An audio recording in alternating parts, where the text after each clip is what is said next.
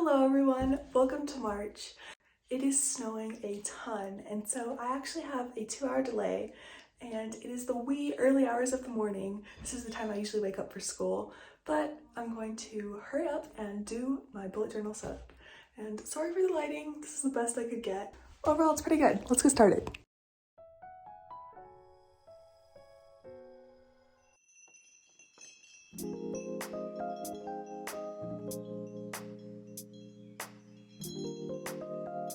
For months, I've been doodling this cute little spunky ghost princess in all of my sketchbooks, and when I was brainstorming ideas for what my March setup would be, I realized that I'd never actually shown her on this channel at all. So for March, I've decided to give her an entire spotlight, and I realized that the color scheme I'm using would have been more appropriate for February and Valentine's Day. So if anyone happens to see this next year as February is starting, maybe you can take the idea that I could not. What I'm doing right here is I'm using an old bullet journal, the back empty pages that I didn't really quite use, and I'm brainstorming a color palette, testing the markers to make sure they're the color I'm expecting them to be, doodling to get an idea of how I want the layout to do, and this is something I usually do each month, but it doesn't always make it into the video, so I just wanted to show that process. And here I'm coloring in our little ghostie. I usually use yellow for the crown, but I've noticed that I always use the same markers and the same color palettes each month, with just one or two swapping out. And so I was really trying to stick to a little bit of a more unique color palette, and more unique is making me think of ACT grammar prep, and I don't want to think about that. So moving on, sorry guys. I'm also drawing another little ghost, and this one has a little bit different tights, a different little bow, and I didn't end up using her yet, but I think I might in the weekly spreads to come.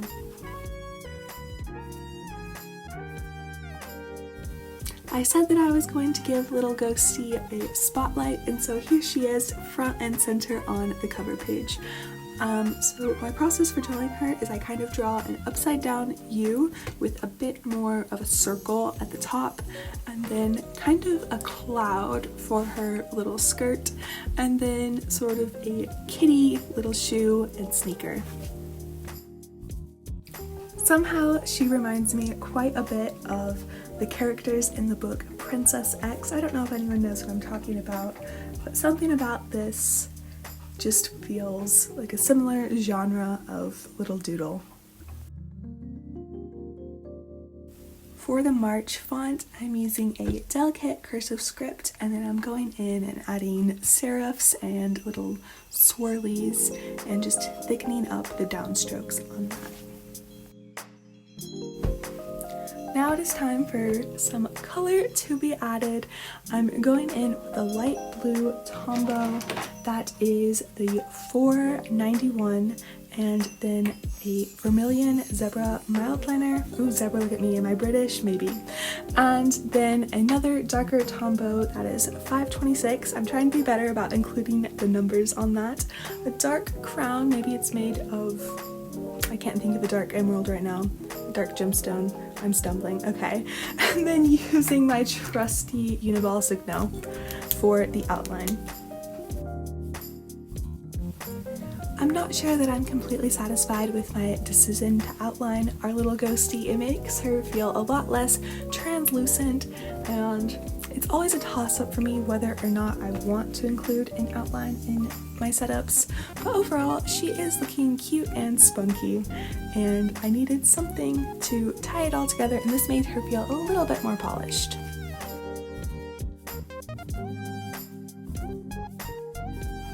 After I'd finished outlining March 23, I did feel that the spread was a little bit empty, and so I added in sort of ghostly winds, I suppose, and I don't know, it did make it feel a little bit more full, but I'm not totally sure that it was necessary. It just looked just fine without it, but this page was feeling a little bit full now, and so on the opposite page I decided to keep it extremely simple, and I didn't even do a calendar spread this time. Where I live, March is a bit of a slog. It's sort of dreary and it rains a lot, but it's not quite cold enough for snow, and so I'm going to romanticize it a bit to get me through it, especially considering it's the second semester of my senior year, and I'm really excited for what's coming next, but I'm also trying to enjoy my last moments as a high schooler. And so during this time, on better habits and enjoying the last little moments I have left.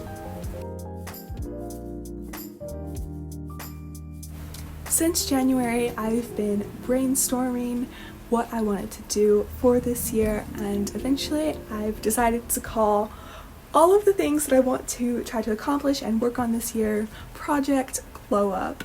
And that's what I'm leaving this spread for. Another thing I've also heard of recently is Project 50, and I think I'm going to sort of combine those things and focus on one goal a month, hopefully with like mini goals each week, and I think that will be the system that works best for me. And I've meant to be vlogging January and February, but that hasn't really happened.